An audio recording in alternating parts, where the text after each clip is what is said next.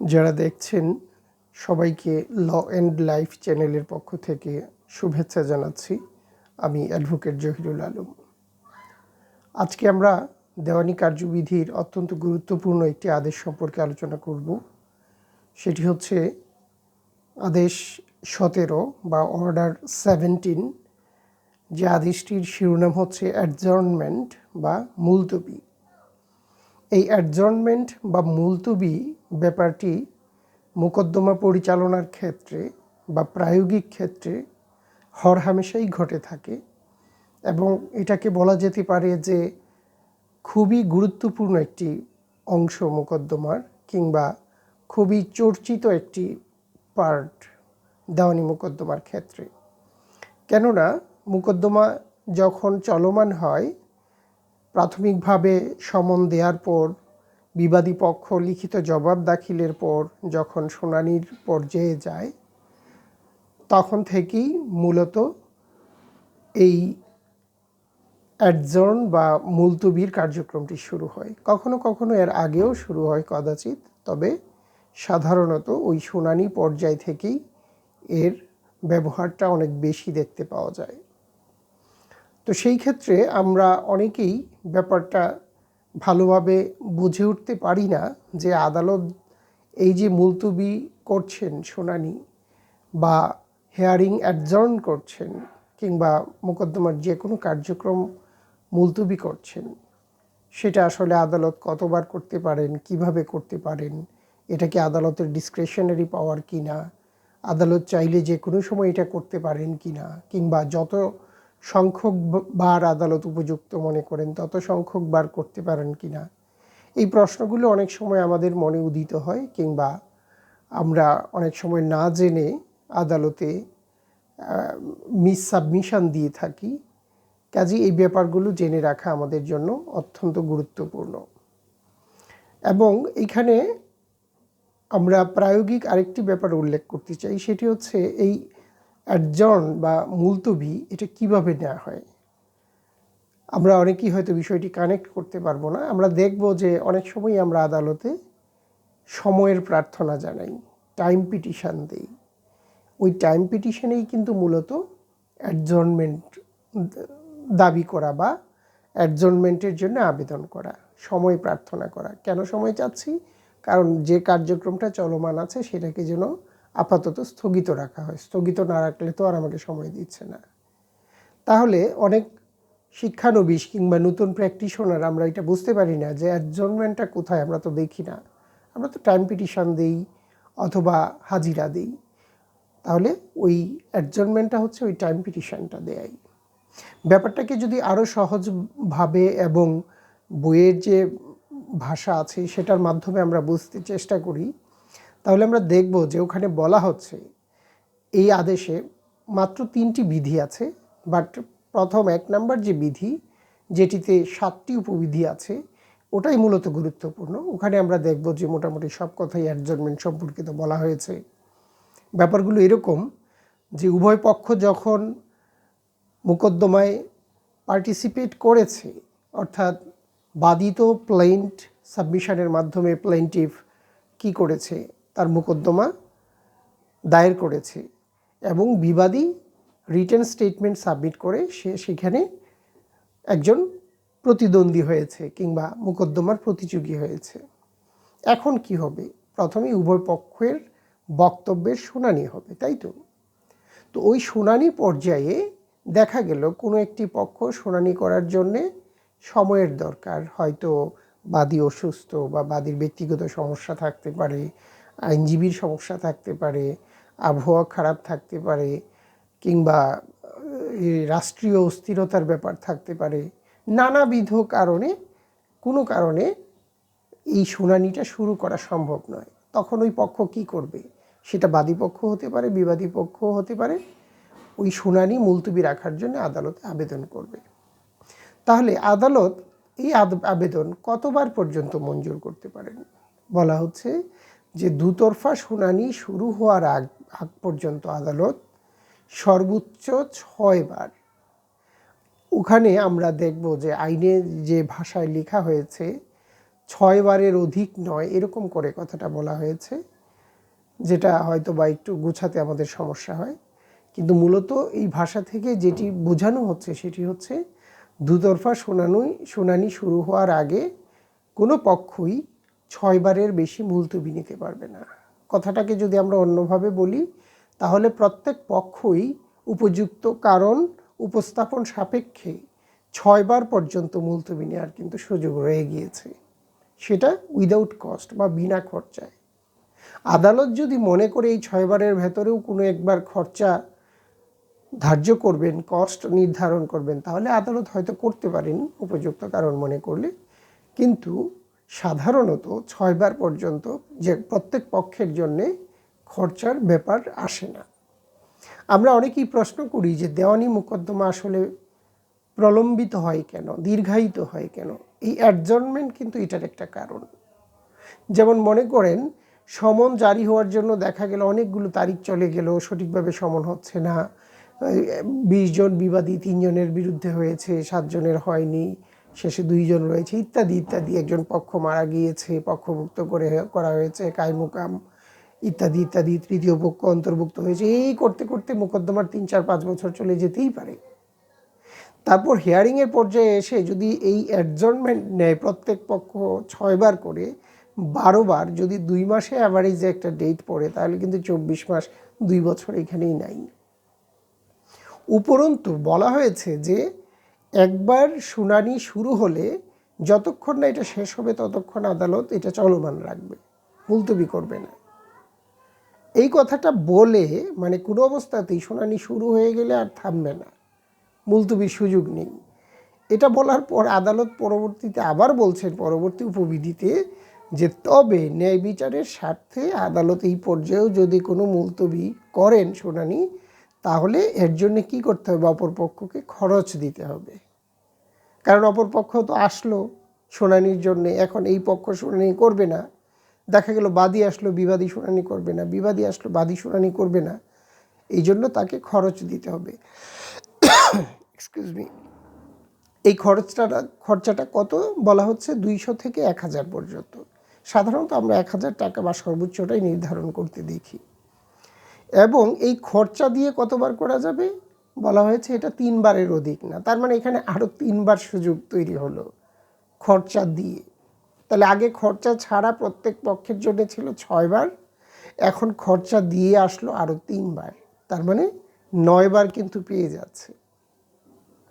তারপর বলা হচ্ছে যে যখন শুনানি চলমান থাকবে, হ্যাঁ, চূড়ান্ত শুনানি যখন আসবে, প্যারেম্পটরি হিয়ারিং বা পিএইচ আমরা যেটাকে বলি, বলা হচ্ছে ওই পর্যায়ে গিয়েও কোনো পক্ষ চাইলে শুনানি মুলতবি রাখার আবেদন করতে পারে বা আদালত সেটা মঞ্জুর করতে পারে যথাযথ কারণ থাকলে।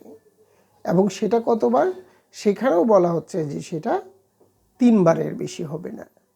তার মানে আমরা যদি সবগুলাকে সাম আপ করি, দেখব যে এখানে 6, 3, 9 আবার 3 বার পেয়ে যাচ্ছে। একটা পক্ষ গড়ে একটা মোকদ্দমায় 12 বার পর্যন্ত মুলতবি নেওয়ার সুযোগ তার রয়ে গিয়েছে। অনুরূপভাবে 2 পক্ষে মিলে 24 বার, 2 মাস করে ধরলে 48, তার মানে 4 বছর কিন্তু এখানে অতিবাহিত হয়ে যাওয়ার আইনগত সুযোগ আছে। এটা একটা এক্সাম্পল। 2 মাসেই যে মুলতবি হবে এরকম না, বা তারিখ পড়বে, মোকদ্দমার কাজের চাপ বেশি থাকলে একটা তারিখও দেখা যায় 5 মাস 6 মাস চলে যেতে পারে, 1 বছর চলে যেতে পারে, 2টা তারিখের মধ্যবর্তী গ্যাপ। আবার কখনো 15 দিন পরেও তারিখ পড়তে পারে, সেটা নানান প্রেক্ষিতের উপর নির্ভর করে। আমরা জাস্ট একটা গড়পড়তা হিসেব করার জন্য ব্যাপারটা বললাম। তাহলে কি দাঁড়ালো ব্যাপারটা? যে মুলতবিটা আসলে নেওয়া যায়, তবে দুতরফা শুনানির আগে নেওয়াটা যত সহজ, দুতরফা শুনানি শুরু হলে সেটা তুলনামূলক একটু কঠিন হয়। আদালত একটু গুরুত্ব সহকারে ব্যাপারটা বিবেচনা করে যে আসলেই শুনানি মুলতবি রাখার প্রয়োজন আছে কি না। এইখানে আরেকটা বিষয় হচ্ছে, এই যে শুনানি মুলতবি রাখার জন্যে একটি পক্ষ যে খরচা প্রদান করলো সেটা কে পাবে? সেটা হচ্ছে অপর পক্ষ পায়। এখন কোনো কারণে দেখা গেল একই দিনে 2 পক্ষই শুনানি মুলতবি রাখার জন্য আবেদন করলো, কেননা এক পক্ষ তো আর আরেক পক্ষের ব্যাপারটা জানছে না। যদিও আমরা লয়াররা আদালতে গিয়ে অনেক সময় নথিটা নিয়ে দেখি যে অপরপক্ষ কী স্টেপ নিয়েছে, তো দেখে অনেক সময় আমরা আমাদের স্টেপ চেঞ্জ করি। তো এরকম দেখা গেল যে না, এটা আমরা দেখতে পেলাম না, কিংবা আমি যখন দেখতে গেলাম তখন ওই পক্ষ হয়তো স্টেপ নেয়নি, তখন আমি কি করলাম, আমি মুলতবির একটা আবেদন রেখে আসলাম। ওই পক্ষ শেষ মুহূর্তে এসে একটা মুলতবির আবেদন দিল এবং দেখলো আমি মুলতবির আবেদন দিয়েছি, বাট সে ওটা পরিবর্তনের সময় পেল না বা তার প্রয়োজন বোধ করলো না, বা নানা যে কোনো কারণেই হোক দুই পক্ষই মুলতবির আবেদন দাখিল করলো। তখন আদালত কি করবে? সহজ, দুই পক্ষই যেহেতু মুলতবি চাচ্ছে আদালত মুলতবি করেই দিতে পারেন। কিন্তু আদালত যদি মনে করেন যে এখানে উভয় পক্ষই যে কারণ মানে উভয় পক্ষ চেয়েছে বলেই যে এটা অধিকার হয়ে গিয়েছে, ব্যাপারটা কিন্তু ওরকম না। আইনের দিক থেকে আদালত দেখবে যে প্রত্যেকটা পক্ষের আবেদনটাকে আলাদাভাবে বিবেচনা করবেন এবং সেটা অনুমোদনের যোগ্য কিনা, মঞ্জুরের দাবি রাখে কিনা, আইনগত দিক থেকে ন্যায় বিচার বিঘ্নিত হবে কিনা এটা অনুমোদন দিলে, সেই নিরিখে বিবেচনা করবেন। করে যদি মনে করেন যে না, উভয় পক্ষই যে দাবি করেছে এখানে উভয় পক্ষকে আসলে একটা কস্ট ধার্য করা উচিত, এবং সেই ক্ষেত্রে উভয় পক্ষের উপরই আদালত যদি কস্ট ধার্য করেন, সেই ক্ষেত্রে এই কস্টের টাকাটা কে পাবে? এটা কি ভাইস ভার্সা হয়ে যাবে, এরটা ও পাবে ওরটা এ পাবে, এরকম ব্যাপারটা না। ব্যাপারটা হচ্ছে আইনে বলছে যে তখন এই খরচার টাকাটা সরকারি কোষাগারে জমা হবে। কখন? যখন উভয় পক্ষ অ্যাডজর্নমেন্টের জন্য আবেদন করে এবং আদালত সেটা মঞ্জুরের ক্ষেত্রে কস্ট বা খরচা নির্ধারণ করেন। এখন প্রশ্ন আসছে যে এই খরচা যে আদালত নির্ধারণ করলেন, কোনো পক্ষ এই খরচা পরিশোধ করলো না, হ্যাঁ, সেটা বাদী পক্ষ হতে পারে, বিবাদী পক্ষ হতে পারে, খরচাটা দিল না, সেই ক্ষেত্রে আদালত পদক্ষেপ কী নিতে পারেন? সেই ক্ষেত্রে আদালত যদি বাদী না দেয় তাহলে আদালত যে কোনো সিদ্ধান্ত নিতে পারেন, বাদীর মোকদ্দমা খারিজ করে দিতে পারেন, বিবাদী না দিলে তার বিরুদ্ধে একতরফা রায় ঘোষণা করতে পারেন। এটা হচ্ছে খরচাটা না দেওয়ার প্রেক্ষিতে। এখন খরচা দিল, অ্যাডজর্নমেন্টও অনুমোদিত হলো, পরবর্তী যে তারিখ আসলো ওই তারিখে দেখা গেল মানে নতুন করে যে তারিখটা আদালত ধার্য করলো, এই সামনের তারিখটা মুলতবি করে, ওই তারিখে এক পক্ষ আদালতে উপস্থিত নাই। হয়তো যে সময় চেয়েছিল আগের তারিখে সেই নাই, অথবা সে আছে অন্য পক্ষটা আজকে নাই। তাইলে সে কি এই কোনো স্টেপ নেয়নি বলেই সে মুক্তি পেয়ে যেতে পারে? বলতে পারে যে আমি আজকে ছিলাম না তো কি হয়েছে, আগের তারিখে তো উনি ছিলেন না। ব্যাপারটা এরকম না। ওখানে বলা হচ্ছে যে যদি এক পক্ষ তখন পরবর্তী তারিখে উপস্থিত না থাকে, সেটা যে পক্ষই হোক, তার বিরুদ্ধে কোন বিধি অনুযায়ী ব্যবস্থা নেওয়া হবে বা কোন আদেশ অনুযায়ী, ওই যে আমরা নবম আদেশ পড়েছিলাম, এখানে দুই বিধিতে ওই নবম আদেশের রেফারেন্স দেওয়া হয়েছে। সেটা ছিল কি, এই appearance of the parties and কি বলে এটা, কনসিকুয়েন্স অফ নন অ্যাপিয়ারেন্স, মানে গড় হাজিরা, পক্ষদের হাজিরা এবং গড় হাজিরার পরিণাম। ওখানে যে আদেশটা ছিল নয় আদেশ, যে হাজির হলে কী হবে, হাজির না হলে কী হবে, ওই বিধিগুলাই এখানে অ্যাপ্লিকেবল হবে। তার মানে হচ্ছে বাদী হাজির না হলে মামলা খারিজ হয়ে যাবে, বিবাদী হাজির না হলে তার বিরুদ্ধে একতরফা ডিক্রি হতে পারে। তো মূলত এই হচ্ছে এই অ্যাডজর্নমেন্ট বা মুলতবি সম্পর্কিত যে আদেশ ছিল আমাদের, আদেশ 17, order 17, the code of civil procedure 1908। তাইলে আমরা যে জিনিসটা জানলাম সামগ্রিকভাবে এই ব্যাপারটা আলোচনা করে, এই আদেশটি যে আদালতে মোকদ্দমা চলাকালীন সময়ে শুনানি শুরু হওয়ার পূর্বে উভয় পক্ষ 6 বার পর্যন্ত মুলতবি নিতে পারে। শুরু হয়ে গেলে তখন কি করতে পারে, একতরফা শুনানির ক্ষেত্রে এই যে কোনো পক্ষ খরচা দিয়ে, আদালত খরচা নির্ধারণ করলে সর্বোচ্চ 3 বার পর্যন্ত সেই সুযোগটা পেতে পারে। আবার দুতরফা শুনানি শুরু হয়ে গেলেও খরচা দিয়ে প্রত্যেক পক্ষ সর্বোচ্চ 3 বার করে সেই অ্যাডজর্নমেন্ট বা মুলতবি অনুমোদন পাওয়ার অধিকার পেতে পারে, তবে সেটা যদি আদালত অনুমোদন করেন। এখানে একটা গুরুত্বপূর্ণ ব্যাপার হচ্ছে যে এটা আইনে এই সুযোগটা 12 বার পর্যন্ত বিভিন্ন আঙ্গিকে দেয়া হয়েছে বলেই যে কোনো পক্ষই পর্যন্ত নিতেই পারবে, ব্যাপারটা ওরকম নয়। সেটা নির্ভর করবে আদালতের বিবেচনার উপর এবং সেই পক্ষ কেন মুলতবি চাচ্ছে তার যৌক্তিক কারণের উপর। তাহলে এইভাবেই মূলত আদালতে টাইম পিটিশন দেওয়ার মাধ্যমে মুলতবিটা গ্রহণ করা হয়। এখন আমাদের যদি প্রশ্ন আসে যে একটি পক্ষ, এবং এরকম প্রশ্ন এসেছিল লিখিত পরীক্ষায় কোনো এক বছর, আমি এই ব্যাপারগুলো টু দ্য পয়েন্ট ধরে রিসার্চ করি না যে স্টুডেন্টদের কোন বছর কোন প্রশ্ন এসছে, তবে আমার মেমোরিতে যেগুলো থাকে কিছুটা বলার চেষ্টা করি। আমার যদ্দূর মনে পড়ে এরকম প্রশ্ন কোনো এক বছর এসছিল জুডিশিয়ারি বা বার কাউন্সিলে, যে মুলতবি সম্পর্কিত বিধানাবলী সংশ্লিষ্ট আইনের উদ্ধৃতি উল্লেখপূর্বক আলোচনা করুন, এরকম।